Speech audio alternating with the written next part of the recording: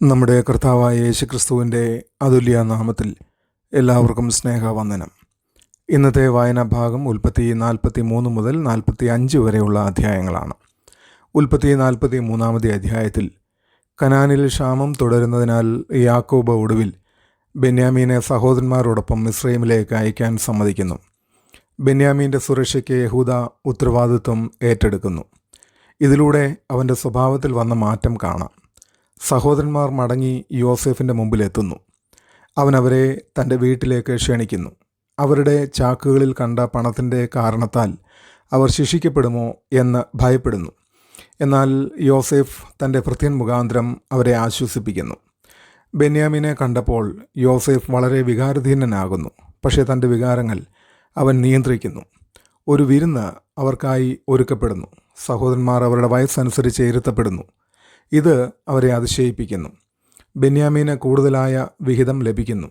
ഇത് യോസേഫിന് തൻ്റെ സഹോദരനോടുള്ള പ്രത്യേക സ്നേഹത്തെ കാണിക്കുന്നു. ഈ അധ്യായം പുനഃസ്ഥാപനത്തിൻ്റെ ആരംഭവും ഹൃദയങ്ങളുടെ മൃദുത്വവും കാണിക്കുന്നു. ഉത്തരവാദിത്വം ഏറ്റെടുക്കാനുള്ള യഹൂദായുടെ തയ്യാറെടുപ്പ് അവൻ്റെ പഴയ പ്രവൃത്തികളിൽ നിന്നുള്ള മാറ്റം പ്രകടമാക്കുന്നു. യോസേഫിൻ്റെ മറഞ്ഞിരിക്കുന്ന കരുണ പുനഃസംയോജനത്തിനായി തയ്യാറായ ഹൃദയം വെളിപ്പെടുത്തുന്നു. ദൈവം ക്രമേണ പ്രവർത്തിക്കുന്നു. പുറത്തുള്ള പുനഃസ്ഥാപനത്തിന് മുമ്പ് അകത്തുള്ള മാറ്റം ഒരുക്കുന്നു. സഹോദരന്മാർ അനുഭവിക്കുന്ന അപ്രതീക്ഷിതമായ കൃപയിലൂടെ ഭയം കൃപയായി മാറുന്നു. ദൈവം നമ്മെ ഘട്ടം ഘട്ടമായി സൗഖ്യത്തിലേക്കും ഐക്യത്തിലേക്കും നയിക്കുന്നു എന്നതാണ് ഇത് പഠിപ്പിക്കുന്നത്. ഇന്നത്തെ ജീവിതത്തിൽ പുനഃസംയോജനം പലപ്പോഴും ചെറിയ വിശ്വാസ നടപടികളിൽ നിന്നും ഉത്തരവാദിത്വത്തിൽ നിന്നുമാണ് തുടങ്ങുന്നത്.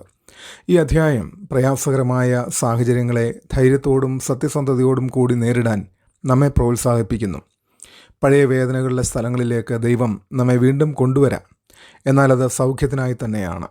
ദൈവത്തിൽ വിശ്വാസം വച്ചാൽ ഭയവും കുറ്റബോധവും കൃപയായി മാറും. യഥാർത്ഥ മാറ്റം ഉത്തരവാദിത്വം ഏറ്റെടുക്കുന്നതിലും മറ്റുള്ളവരെ കരുതുന്നതിലും കാണപ്പെടുന്നു. പുനഃസ്ഥാപനത്തിന് ക്ഷമയും മുന്നോട്ട് പോകാനുള്ള മനസ്സും ആവശ്യമാണ്. ഉൽപ്പത്തി 44 അധ്യായത്തിൽ യോസേഫ് തൻ്റെ വെള്ളി പാനപാത്രം ബെന്യാമീൻ്റെ ചാക്കിൽ വെച്ച് സഹോദരന്മാരെ പരീക്ഷിക്കുന്നു. അവർ പുറപ്പെട്ടതിന് ശേഷം ഭൃത്യൻ അവരെ പിന്തുടർന്ന് മോഷണത്തിൻ്റെ കുറ്റം ചുമത്തുന്നു. പാനപാത്രം ബെന്യാമീൻ്റെ ചാക്കിൽ കണ്ടെത്തപ്പെടുന്നു. സഹോദരന്മാരെ വീണ്ടും യോസേഫിൻ്റെ മുമ്പിലേക്ക് കൊണ്ടുവരുന്നു. ബെന്യാമീനെ അടിമയായി വെക്കണമെന്ന് യോസേഫ് പ്രഖ്യാപിക്കുന്നു. അപ്പോൾ യഹൂദ മുന്നോട്ട് വന്ന് ആത്മാർത്ഥമായി അപേക്ഷിക്കുന്നു. ബെന്യാമീൻ്റെ പകരം താൻ അടിമയാകാമെന്ന് പറയുന്നു. ബെന്യാമീനെ തിരികെ കൊണ്ടുപോകാതെ പോയാൽ അപ്പനായ യാക്കോബിന് ഉണ്ടാകുന്ന ദുഃഖം അവൻ വിശദീകരിക്കുന്നു.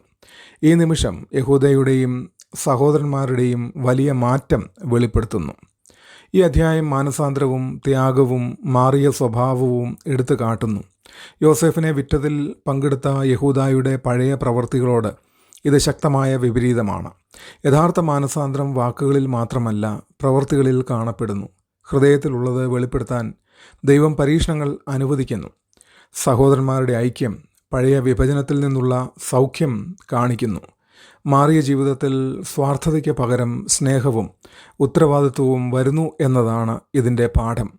ഇന്നത്തെ ജീവിതത്തിൽ യഥാർത്ഥ മാറ്റം പ്രത്യേകിച്ച് പ്രയാസ സമയങ്ങളിൽ നമ്മുടെ പ്രവൃത്തികളിലൂടെ തെളിയിക്കുന്നു. മറ്റുള്ളവർക്കായി നിലകൊള്ളാനും ഉത്തരവാദിത്വം ഏറ്റെടുക്കാനും ഈ അധ്യായം നമ്മെ പഠിപ്പിക്കുന്നു. ത്യാഗസ്നേഹം ആത്മീയ പരിപക്വതയുടെ അടയാളമാണ്. നമ്മുടെ വളർച്ചയും സ്വഭാവവും വെളിപ്പെടുത്താൻ ദൈവം പരീക്ഷണങ്ങൾ അനുവദിക്കാം. സ്വാർത്ഥതയ്ക്ക് പകരം നിസ്വാർത്ഥത തിരഞ്ഞെടുക്കണം. പഴയതിനേക്കാൾ വ്യത്യസ്തമായി പ്രവർത്തിക്കുമ്പോഴാണ് മാറ്റം വ്യക്തമായി കാണുന്നത്. ഉൽപ്പത്തി 45 അധ്യായത്തിൽ യോസേഫ് തൻ്റെ വികാരങ്ങൾ ഇനി നിയന്ത്രിക്കാൻ കഴിയാതെ സഹോദരന്മാരോട് തൻ്റെ തിരിച്ചറിയൽ വെളിപ്പെടുത്തുന്നു. അവർ അതിശയത്തിലും ഭയത്തിലും ആകുന്നു. കാരണം അവരുടെ പഴയ പ്രവൃത്തികൾ അവർ ഓർക്കുന്നു. എന്നാൽ യോസേഫ് അവരെ ആശ്വസിപ്പിക്കുന്നു. ജീവൻ രക്ഷിക്കാൻ ദൈവം തന്നെ മുന്നോടിയായി അയച്ചതാണെന്ന് അവൻ പറയുന്നു. അവൻ അവരോട് ക്ഷമിക്കുന്നു.